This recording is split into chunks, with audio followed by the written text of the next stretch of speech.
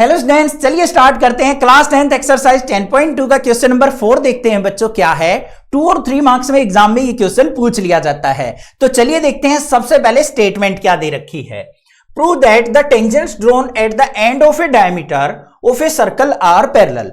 अब यहां पे सिंपल सा क्वेश्चन दे रखा है, अगर आप कोई सर्कल ड्रॉ करते हैं और उसका एक डायमीटर बना लेते हैं, मान लो यहां पे हमने डायमीटर बना लिया ए बी, तो एक तो डायमीटर का एंड हो गया भाई ए, दूसरा डायमीटर का एंड हो गया बी।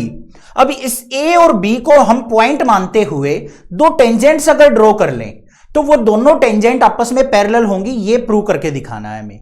स्टेटमेंट आ गई समझ में। अब चलिए सबसे पहले क्या लिखते हैं हम, यहां पे गिवन क्या है हमारे पास, तो पहले गिवन राइट डाउन कर देते हैं। गिवन के अंदर हमें क्या दे रखा है, ए बी एक डायमीटर है, तो यहां पे लिखेंगे A B is diameter.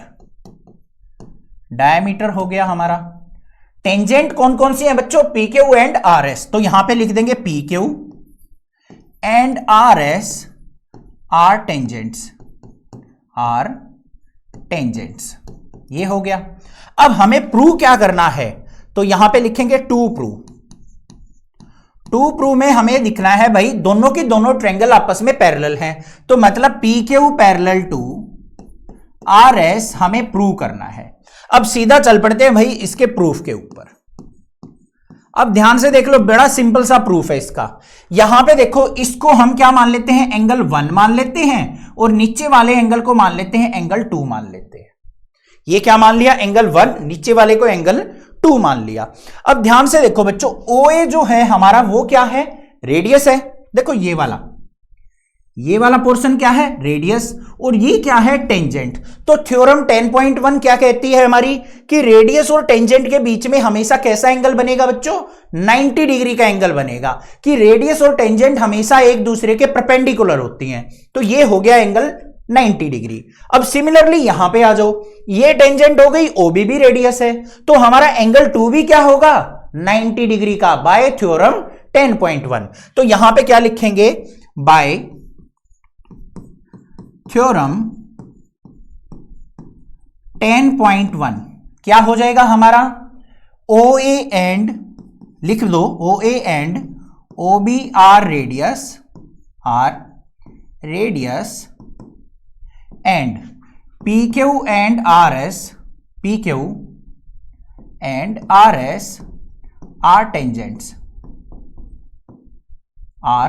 Tangents, so क्या हो जाएगा, एंगल 1 इक्वल टू किसके होगा बच्चों, 90 डिग्री के। एंगल 2 भी किसके हो जाएगा, 90 डिग्री के।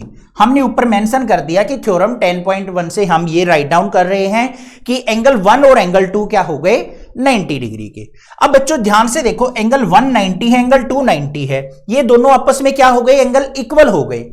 तो ये कौन से एंगल बोले जाएंगे, अल्टरनेट एंगल। ये लाइन होगी, इससे एक ऊपर है एक नीचे बन रहा है, तो दोनों अल्टरनेट एंगल हो गए। अब दो अल्टरनेट एंगल अगर इक्वल हैं तो जिस लाइन पे वो एंगल बने हुए हैं वो लाइन हमेशा क्या होती है, एक दूसरे के पैरेलल होती है। हो गया प्रूफ। तो यहां पे क्या लिखेंगे, angle 1 equal to angle 2 alternate angle between line PQ and RS। PQ और RS के बीच में एंगल 1 और एंगल 2 अल्टरनेट एंगल है, सो PQ क्या हो जाएगी बच्चों, पैरेलल हो जाएगी किसके, RS के।